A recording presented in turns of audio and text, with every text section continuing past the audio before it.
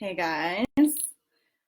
So I've been sitting here staring at my screen for a solid 20 minutes at least, if not longer.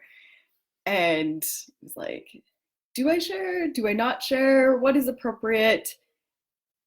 And so I'm just here. I'm going to share.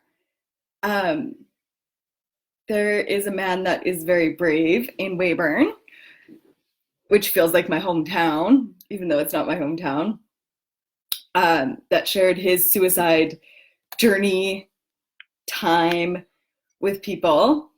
And I think it's really important for us to end the stigma, stop the shame, and just get more awareness around mental health.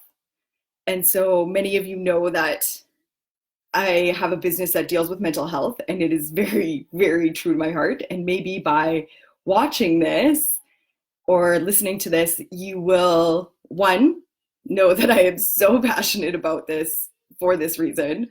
Two, if this helps one person today, amazing, amazing. And so usually I like to be pretty happy and pretty inspiring, but I'm not gonna lie, there's like tears at the back of my throat here, um, because this is very personal to me. When I was 16, I tried to commit suicide. I took a lot of pills. I knew what I was doing, but I woke up the next morning, thank goodness, and felt so much shame that I was going to have to tell my mom what I did. And so, of course, she rushed me to the hospital and everything was fine.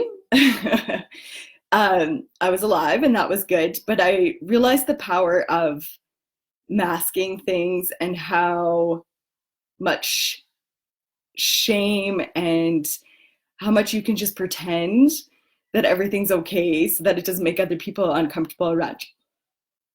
And so I think this is something we need to talk about on a more regular basis. I'd be lying if I said that was the last time it crossed my mind to commit suicide.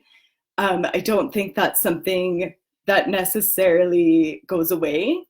And as many of you know, I was also touched by suicide very deeply 10 years ago when my son's father committed suicide. And whew, I just think we need to end the stigma of mental health and we need to be okay with sharing our stories.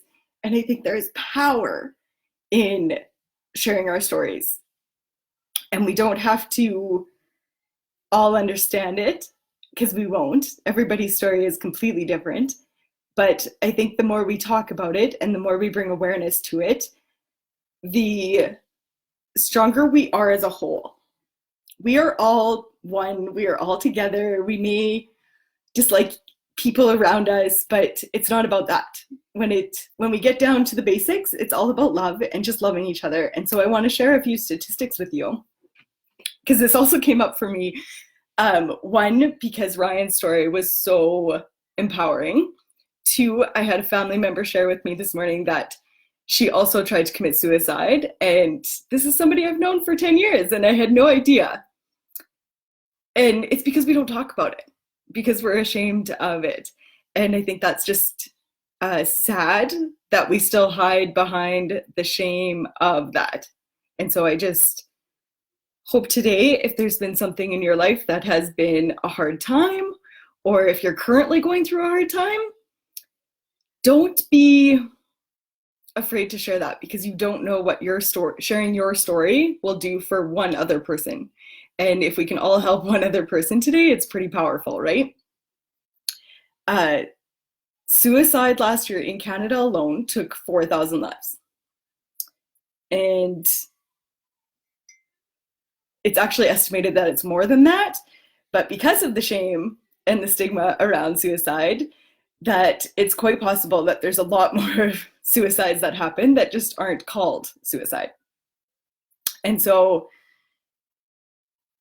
with everybody that has committed suicide, there's actually been 5 times more that amount of people that have been hospitalized for self-harm. And self-harm is just a cry out of, I need help. this is not good. And we need to pay attention to that and not slough it as, oh, they're just having a hard time, or that was an accident, or whatever that looks like. But I just really wanted people to know that we've all had these stories.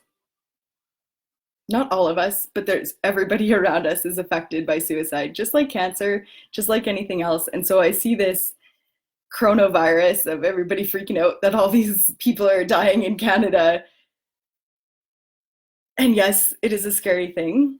Wash your hands, build your immune system, do what you got to do. I'm not going to go into that here, but like, there's probiotics out there. There's so many different options. I'm not going to go into the options. That's not what this is about. But coronavirus is scary for sure. Any of those viruses are scary for sure. But we also have a ton of people that are suffering in silence that just reach out, whether it's reach out to me or reach out to somebody in your life, or let somebody know that you're struggling so you can find the help. I think a big part of my next journey in life will definitely be that I'm going to be helping more people in resources, because I know there's been times in the past that I have reached out to mental health, different areas, and there's always a wait to get into those things. And so don't wait. Figure it out. Somebody is there to help you. Message somebody if you need help. If you need to talk something out, there's phone numbers. I'll put a few in the comments below. We need to talk about this more. We need to be okay with our mental health. We need to grow our mental health. I am totally an educator on what mental health looks like and resources that are available. And I think there's more out there than we realize. And we just need to connect with each other so that this ends. It's not just about January 29th of Bell Let's Talk, which is super cool and super awesome, but it's not a one-day thing. Anybody that's struggling with anything with their mental health, it doesn't just end that day. And as awesome as it is that day, we need to talk about it more often, more frequently, not just one day of the year. So go have a good day, guys. Thank you for getting me through my tears here, and I hope you have the most beautiful day.